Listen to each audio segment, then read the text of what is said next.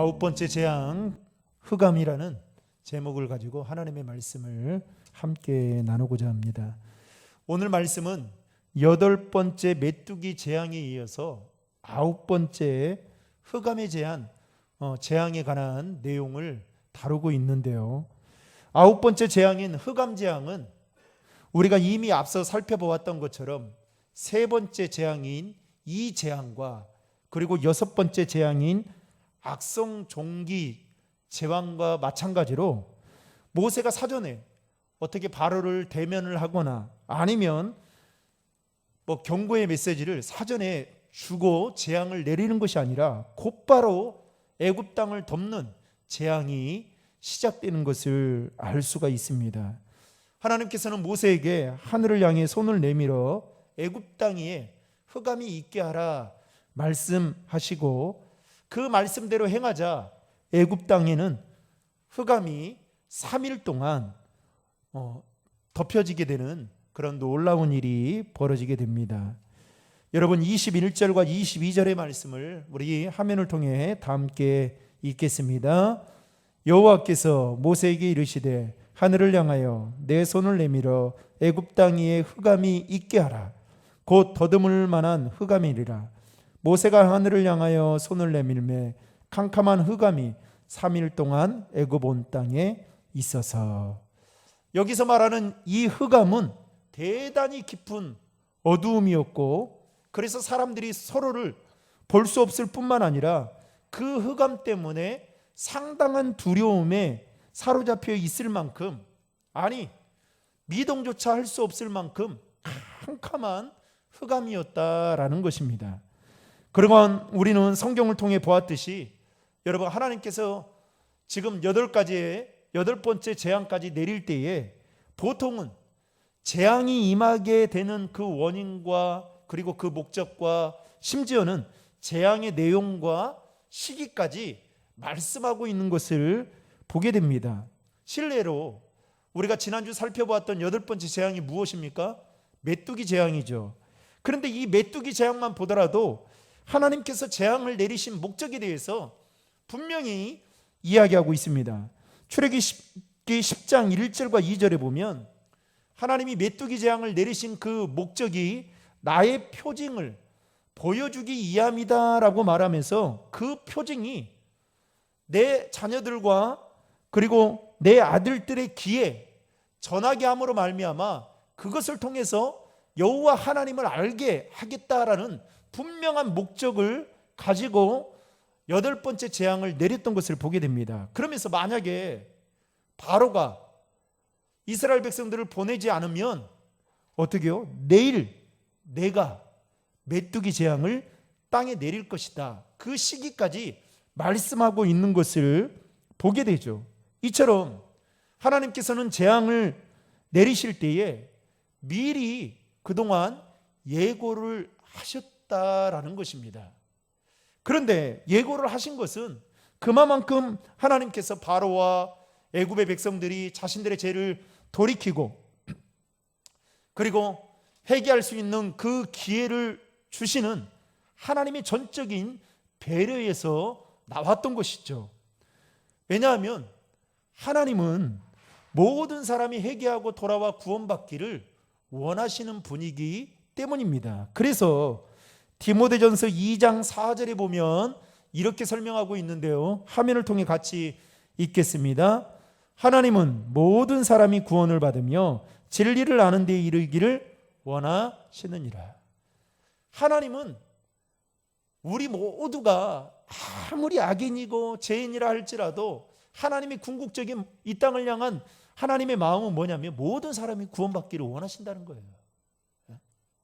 그래서 오래 참고 그래서 기회를 계속해서 인내하시고 그리고 기회를 주시는 거죠. 하나님이 여러분 요즘엔 혈액형은 맞는 사람도 있고 안 맞는 사람도 있고 또 혈액형이 맞는다라고 막 말씀하시는 분도 있는데 여러분 성격이 급한 혈액형은 어디입니까? 무슨 형입니까? 예? 말해보세요. 괜찮습니다. A형? A형은 제가 듣기로는 극소심한 할 때 A형이라고 하고, 근데 뭐 사람마다 다 다르잖아요. O형이 성격이 급합니까? 네. 또 어떤 분은 B형이 급하다고 하기도 하고, 뭐 사람마다 다 다르겠지만, 여러분, 예수님이 성격이 매우 급한 분이다. 그러면 어떻게 될까요? 정말 이 세상에 살아남을 사람이 없습니다. 오래 참지도 못하고요. 만약에 예루살렘 성전에 입성했을 때 막 예수님의 그 분노와 그게 여러분 평상시에 10번 중에 9번이었다 한번 생각해 보십시오. 살아남을 사람이 없겠죠.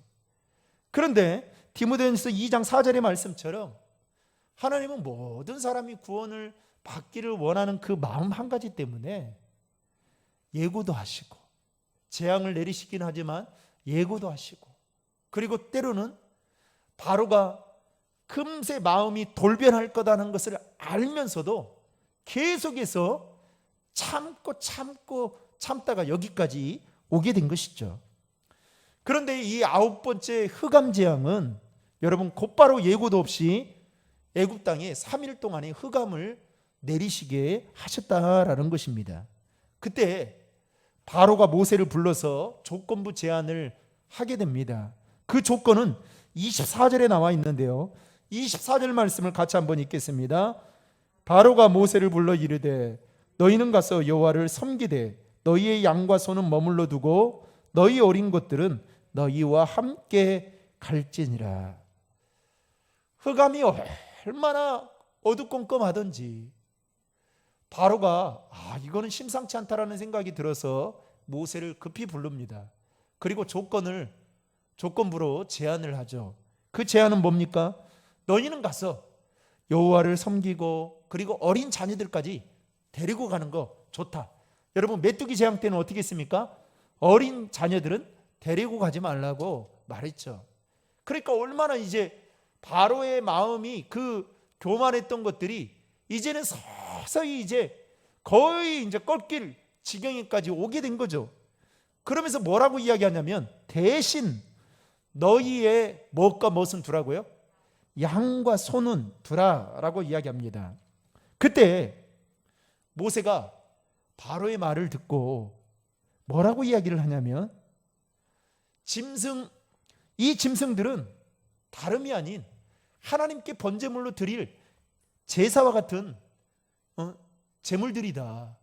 그렇기 때문에 한 마리도 여기에 둘 수는 없다.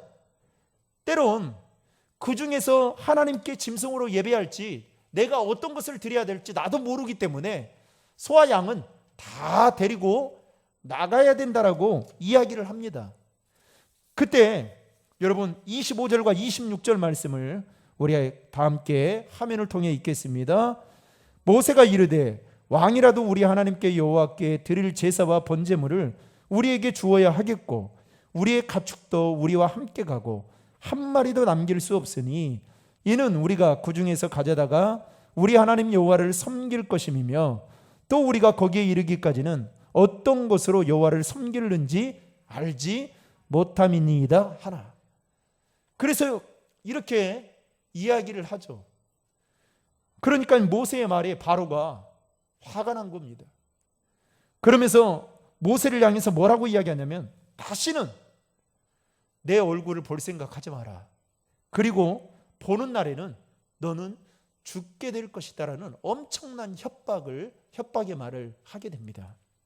이때 모세도 뒤로 물러서지 않고 뭐라고 이야기하냐면 바로 왕에게 나도 당신을 보지 않겠다. 이제 맞짱을 뜨고 있는 그런 모습을 보게 되죠. 그러면서 28절과 29절 말씀을 우리 화면을 통해서 같이 읽겠습니다. 바로가 모세에게 이르되 너는 나를 떠나가고 스스로 삼가 다시 내 얼굴을 보지 말라. 내가 내 얼굴을 보는 날에는 죽으리라. 모세가 이르되 당신이 말씀하신 대로 내가 다시는 당신의 얼굴을 보지 아니하리이다. 그리고 이 일이 있고 난 후에요, 실제로 바로와 모세는 대면한 적이 없었습니다.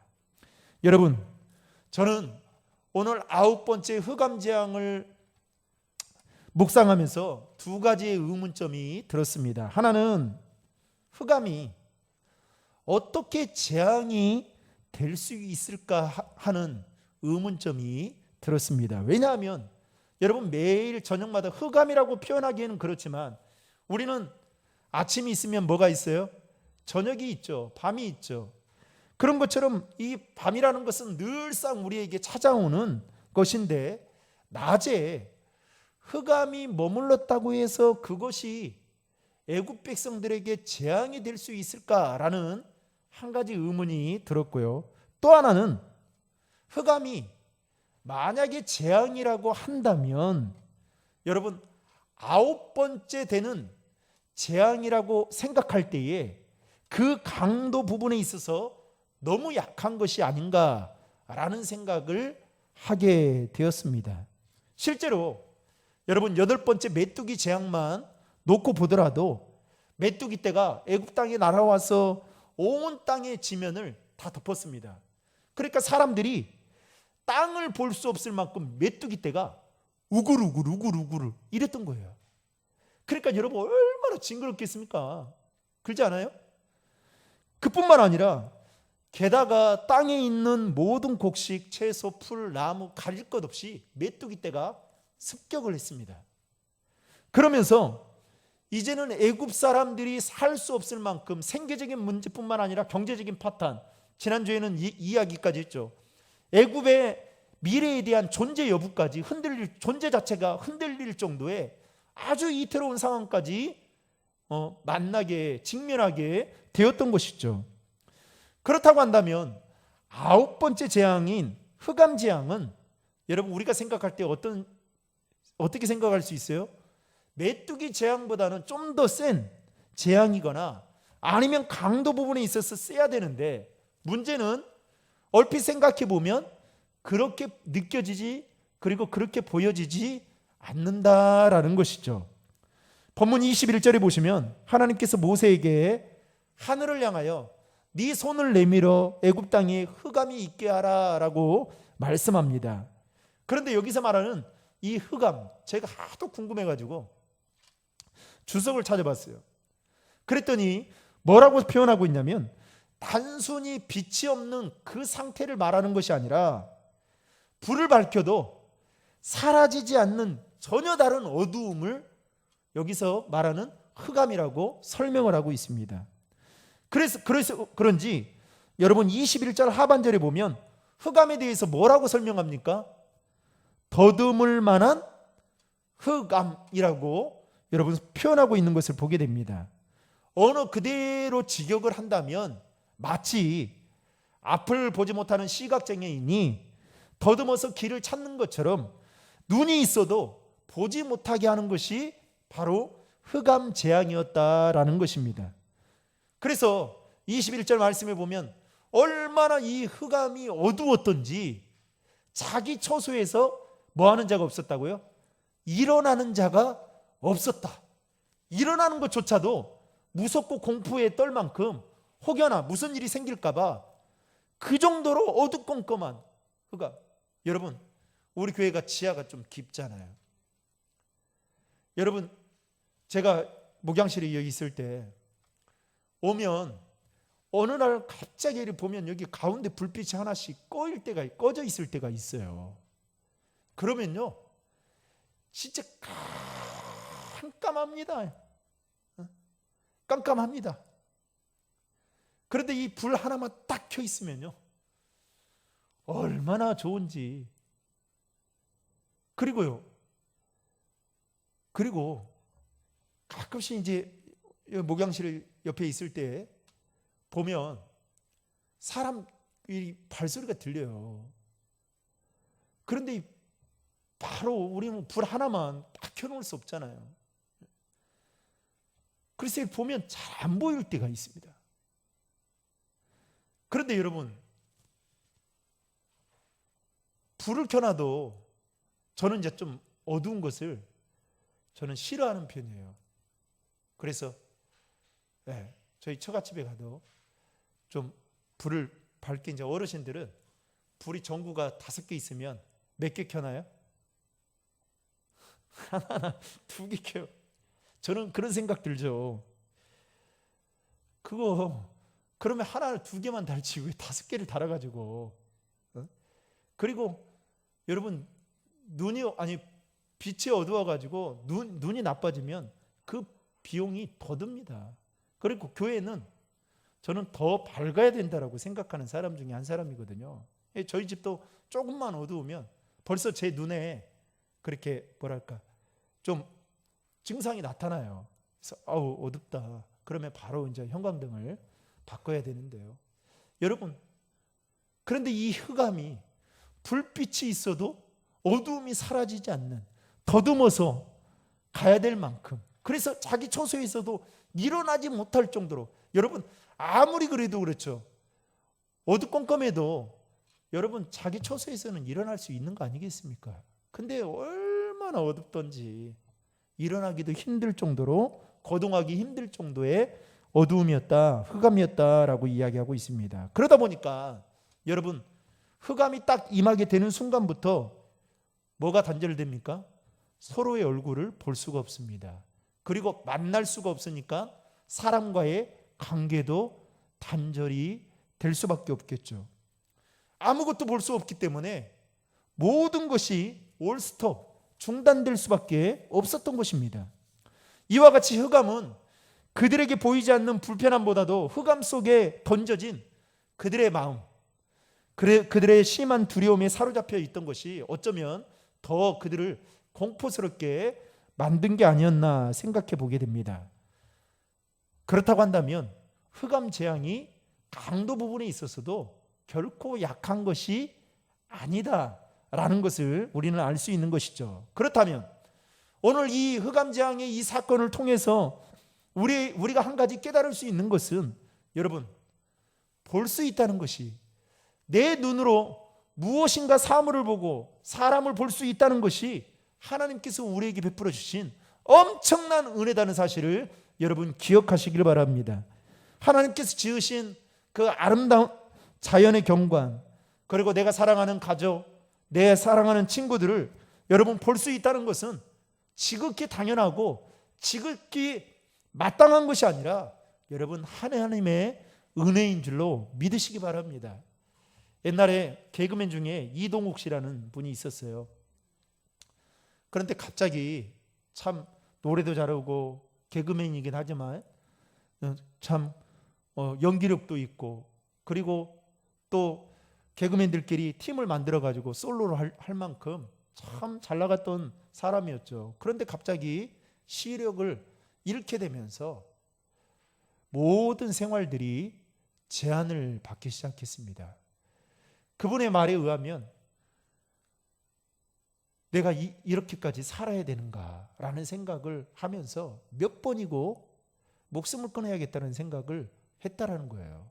여러분, 앞을 볼 수 있다는 거, 내가 가진 육신의 눈을 가지고 앞을 볼 수 있다는 거, 내가 보고 싶은 것을 볼 수 있다는 것은 여러분 전적인 하나님의 은혜입니다. 그러나 이보다 더 큰 은혜는 무엇인지 아십니까? 믿음의 눈을 가지고 우리와 함께 하시는 주님을 바라볼 수 있다는 것, 이것이 더 큰 은혜이다라는 것입니다. 이 시간도 임마누엘 되셔서 우리와 함께 하시며 또 여기까지 도우시고 지켜주시는 에베레센의 하나님을 여러분 믿음의 눈으로 바라볼 수 있는 그 은혜가 저와 여러분들에게 있기를 주님의 이름으로 축원합니다.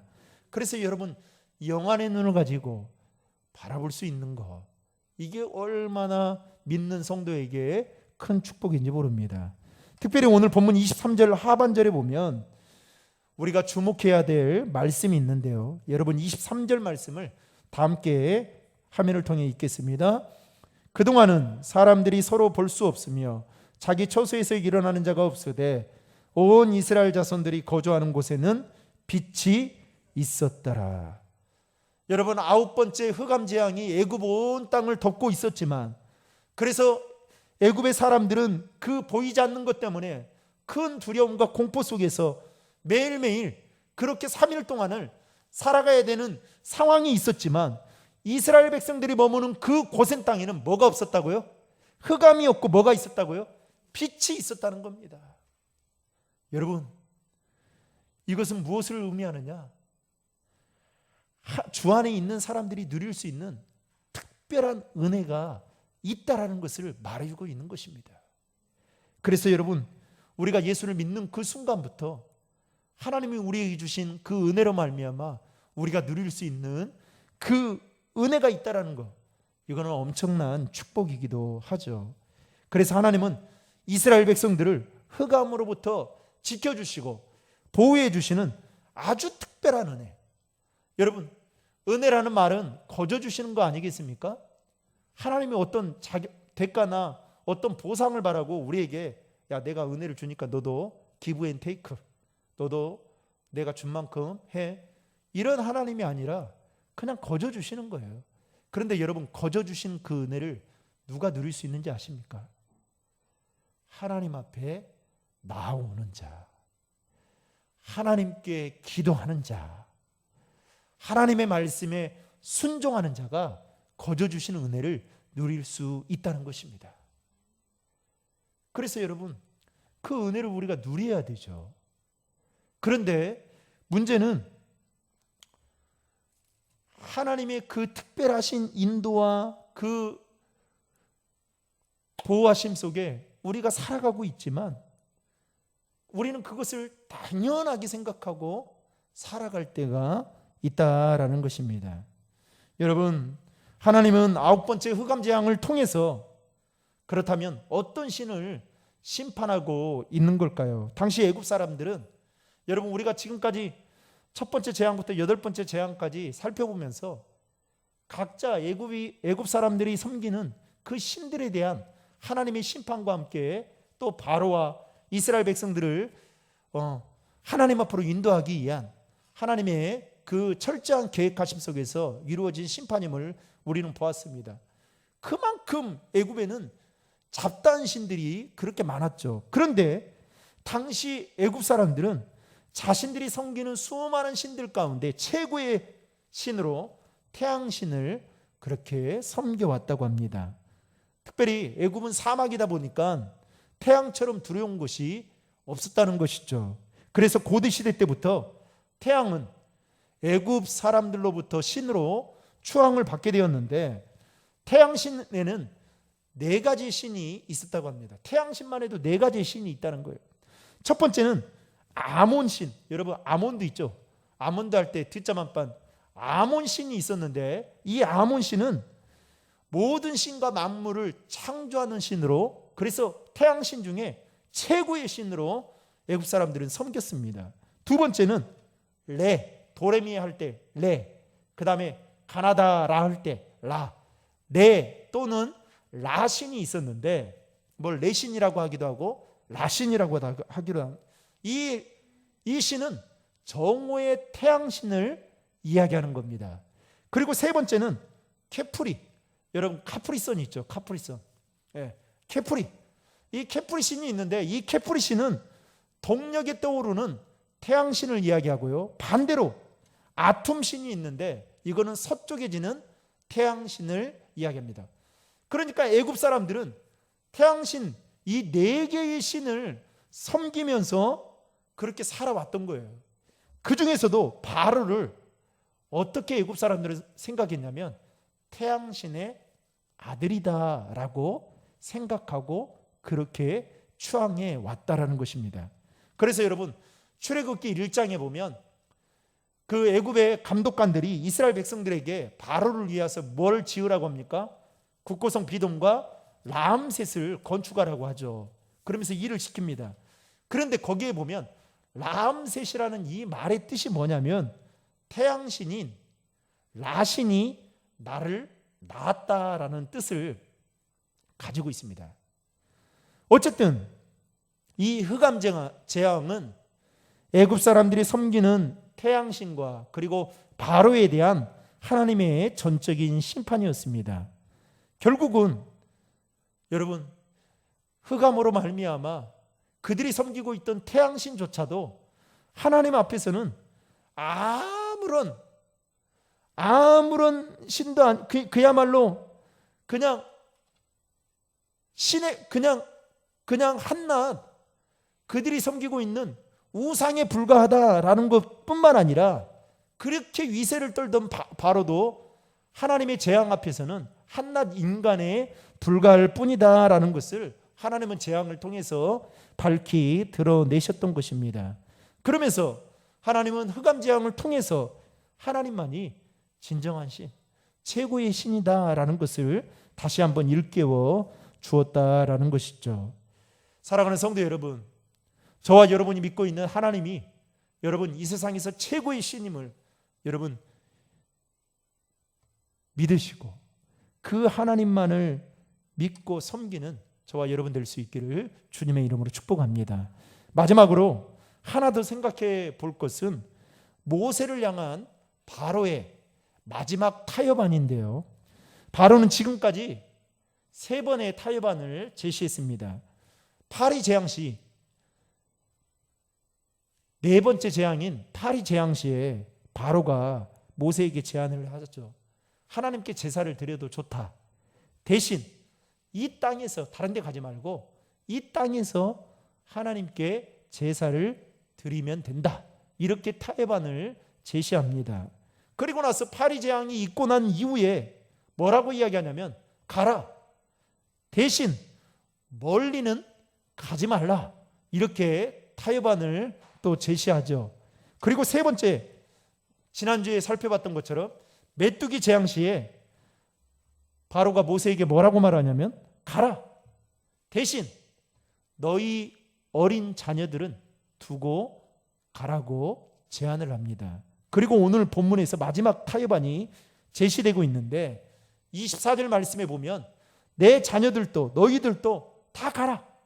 대신 양과 소는 남겨두고 가라고 이야기합니다. 여러분, 여기에는 바로가 가지고 있던 마음이 무엇인지를 알 수 있습니다. 그게 뭘까요?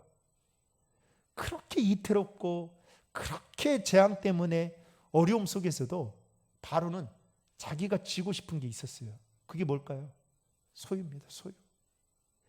다시 말하면 모든 가축이 자신의 것이다라는 그 소유, 이것만큼은 놓고 싶지 않았던 겁니다. 여러분, 우리가 예수를 믿으면서도 우리 안에 예수 말고 다른 것들이 더 눈에 더 크게 보이고 내가 신앙생활 하면서도 이것만큼은 내가 죽어도 나는 헌신할 수 없다라는 우리만의 귀한 향유 옥합과 같은 것들이 있을 겁니다.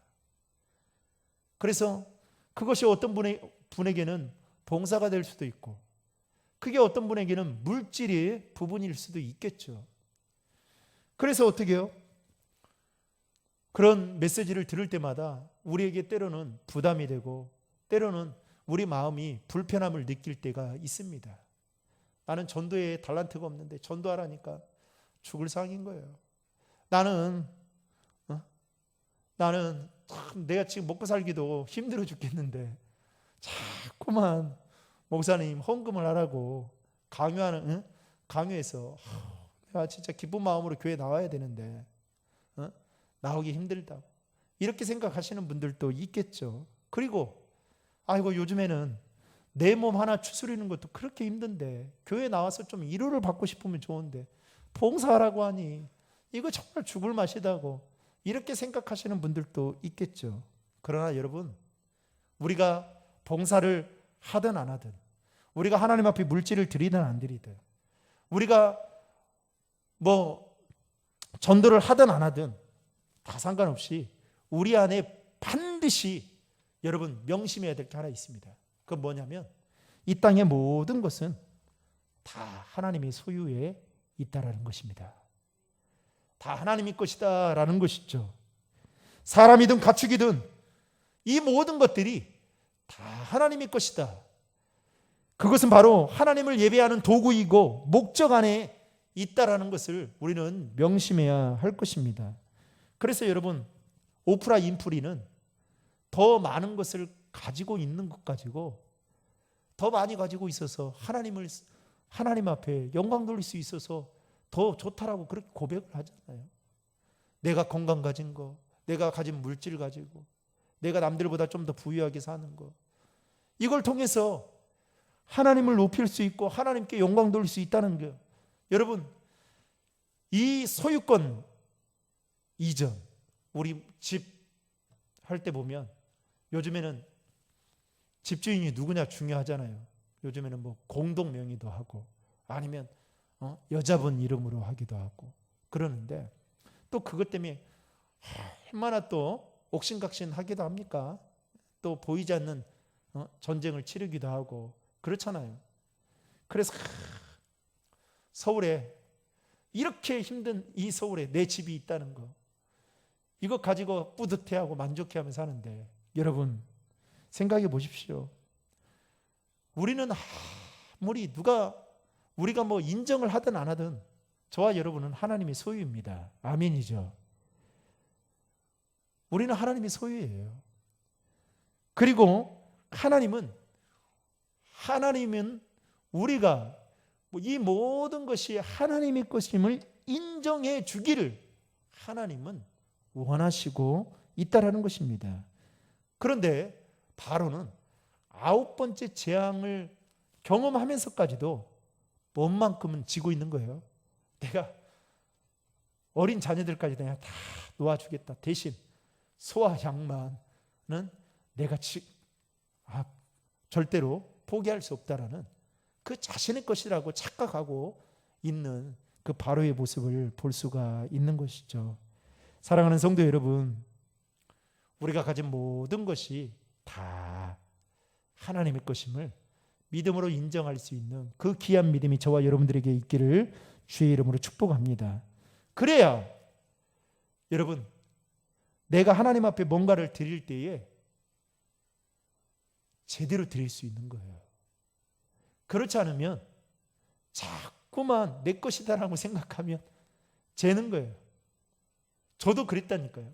저도 목사지만 그럴 때가 있었어요. 부끄럽지만. 그래서 어떻게 해요?